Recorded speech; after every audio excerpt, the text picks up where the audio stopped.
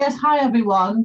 The focus of our session today is very much around communications in this new hybrid working world that we are now faced with. And I think it's important to perhaps kick off by saying that communications is probably one of the most important aspects of organizational change. And as such, my number one tip is really for managers and leaders to make communications a priority. And what I mean by that is about dedicating time in your schedule for the purpose of connecting and engaging with individuals and teams. And I think, Simon, you want to perhaps build on that a little bit. Yeah, absolutely. I fully agree, Faye, that one has to make the conscious effort here. And as a manager or leader, the advice would be to reach out more than you did before, to check in with your team. Clearly, not everybody is visible, not everybody is with you. So just make that extra effort to build a regular routine into the calendar, both for weekly team calls and also more frequent one-to-ones. Really key. Great.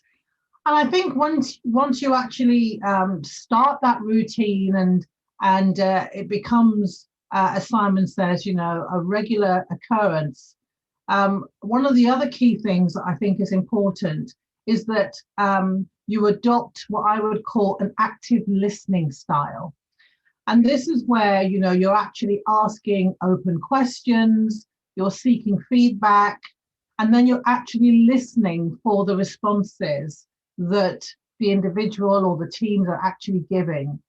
So that is actually so critical that you actually sort of switch off and be present in the moment and actually listen very carefully to what is being said by the employee or by the team. Yeah, and absolutely. And just focusing on the fact that it's not about purely the task, it's about how are you, and it's about the informal aspects of us working together to keep that engagement going. And I've heard a lot of managers and leaders have been quite creative in these times during the pandemic. You hear of social events with the team on MS Teams or Zoom. Some of these often on a Friday night, and this is good.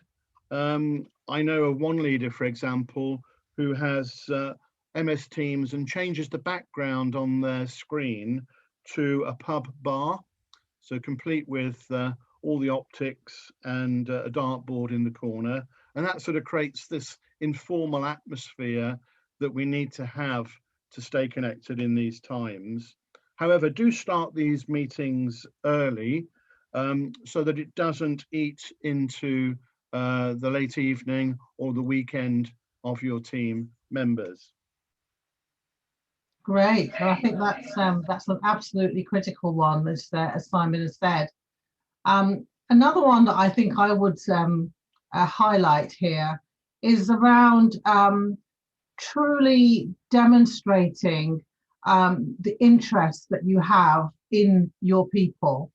And what I mean by that is, when we have these Zoom calls or Teams calls, whatever the platform is that you're using to communicate, it's really important, I think, that at the start of those calls, you set aside, a minute or two just to show that you are interested in what's going on with that individual.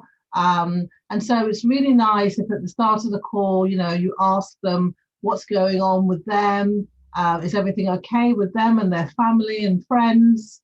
And it just literally shows that you are genuinely interested in their well-being and in them as a human being.